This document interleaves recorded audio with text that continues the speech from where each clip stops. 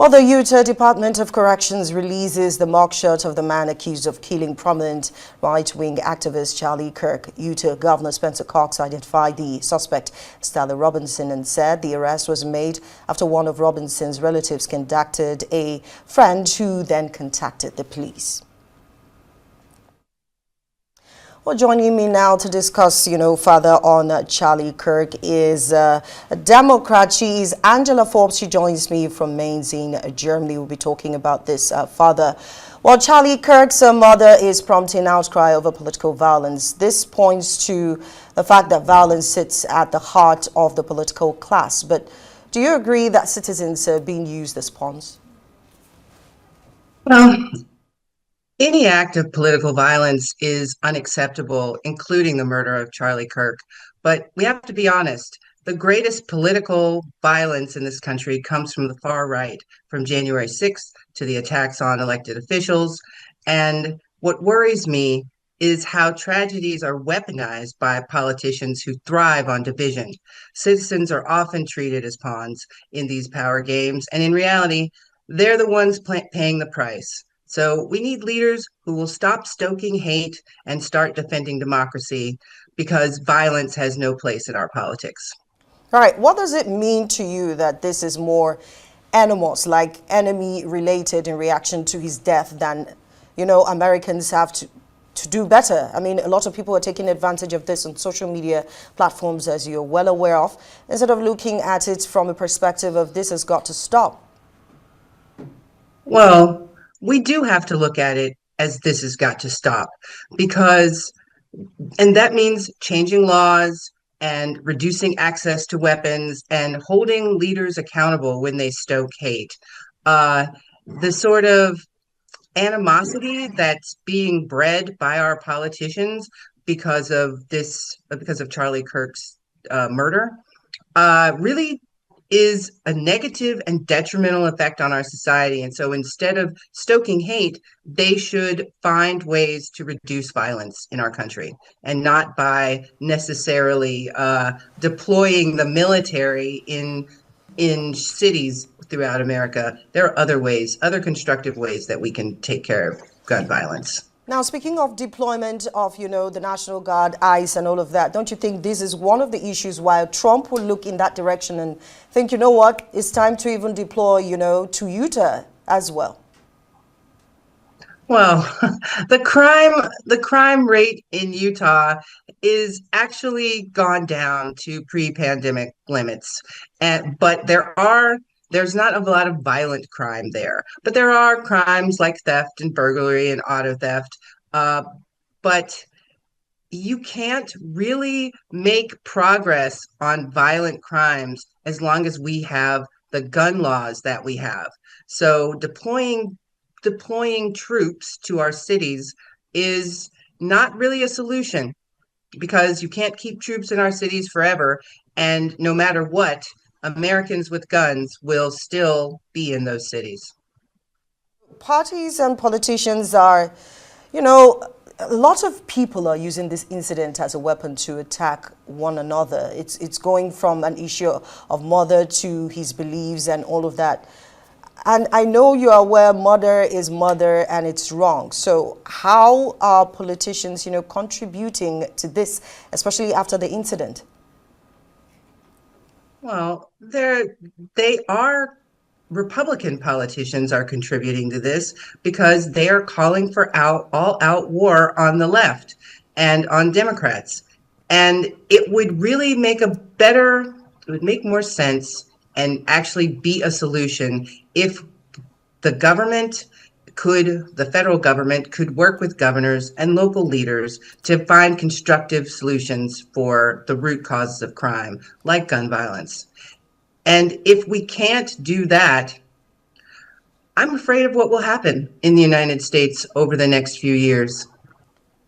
So would it be wrong to see the president then, like I said, hand in hand with the state governors to reduce crime? Say, for instance, not by the way of deployment without communication, as with the cast of, what he wanted to do or what he plans to do in Chicago and others, but by constructive approach to seeing gun violence reduce. You've been mentioning gun violence and gun violence. How about you have a scenario where, what if Trump decides or proposes to constructively see how he can approach this issue with the governors of these states, by deploying, ICE? Would that still be a problem? Deploying ICE won't solve the problem. It would be great if President Trump would want to work hand in hand with local leaders to solve problems. But if real progress would come from a partnership, investing in communities, passing common sense gun safety laws, and supporting local law enforcement in ways that respect people's rights. And that's how we reduce violence and keep our neighborhoods safe.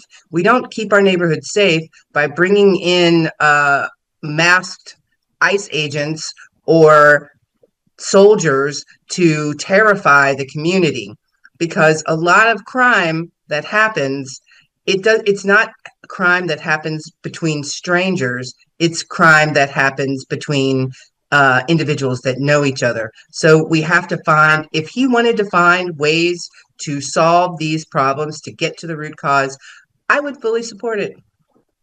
So, we've talked about it's been back and forth with gun violence. I keep hearing gun violence. So in your own opinion, what's the best way or what's a better way to handle the issues of gun violence in the U.S.? The best way probably would be to have some sort of requirements for when you buy a gun, that you can't have a criminal background, that you can't have some kind of mental illness, that you can't have shown to be a violent person, like with interpersonal violence with your family or friends. There are lots of red flag laws is something that I hear people talk about, but there are lots of things that you could do to eliminate gun violence. On the same day that Charlie Kirk was killed, there was a school shooting in Colorado where 3 children were shot and 1 died. It's a continuing problem in the United States with gun violence. There are other types of violence, yes, but gun violence is the United States' major problem, and this doesn't happen in any other country. It doesn't happen in Europe or Africa, where people are constantly being shot. And Australia, they had 1 mass shooting, and they changed their laws and bought back all the guns from people, and they haven't had a mass killing since then. So there are ways to do it, but the United States is a little bit determined to make sure that every person is armed in the United States, and that will only lead to violence. Now, sorry, I would take you back a bit. Could you just give us a breakdown of crime or violence in Utah so we have a background picture of that while we continue the conversation?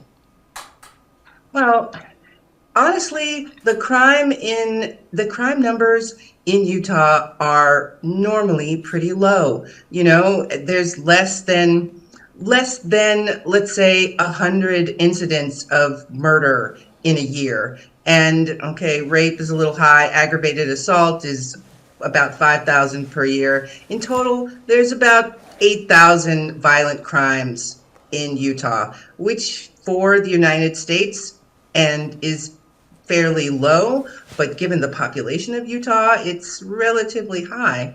I think that Utah, just like every other state in America, has a lot of guns and a lot of people, and guns don't solve a problem, they just make other problems. So that's in line with against what Trump says, you have to protect yourself. So what you're saying basically is gun isn't the way forward. Now, how would you, from your point of view, observing different reactions, what would you say to this? Critics say political violence and media propaganda go hand in hand. Do you think the media is part of the problem, fueling political unrest in the U.S.? I think it definitely is. The media is, especially right-wing media, if you've listened to what they've said, a lot of people, a lot of their hosts, a lot of their guests have called for violence on other people since Charlie Kirk was murdered.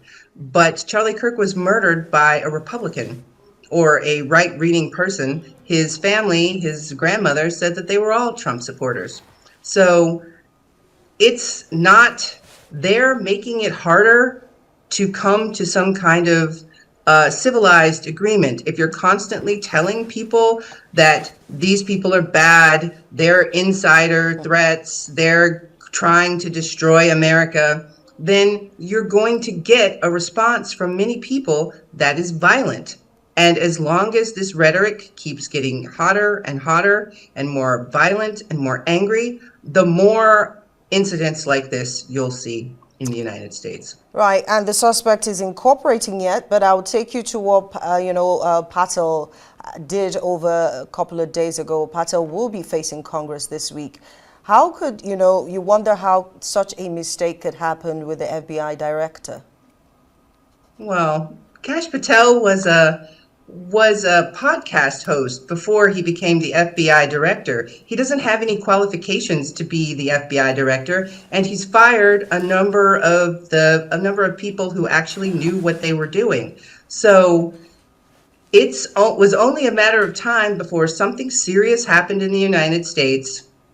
And if you have the FBI director was a podcast host, and the deputy director was a podcast host. They weren't law enforcement officers. They weren't military people. They don't know anything about well, the FBI and how to do their job. So this is going to happen again and again and again until Kash Patel is replaced by someone who's competent. Fingers crossed. Thank you so much for the time. Angela Fobbs, she is Director of Strategic Initiatives, Democrats Abroad, joined us from Germany.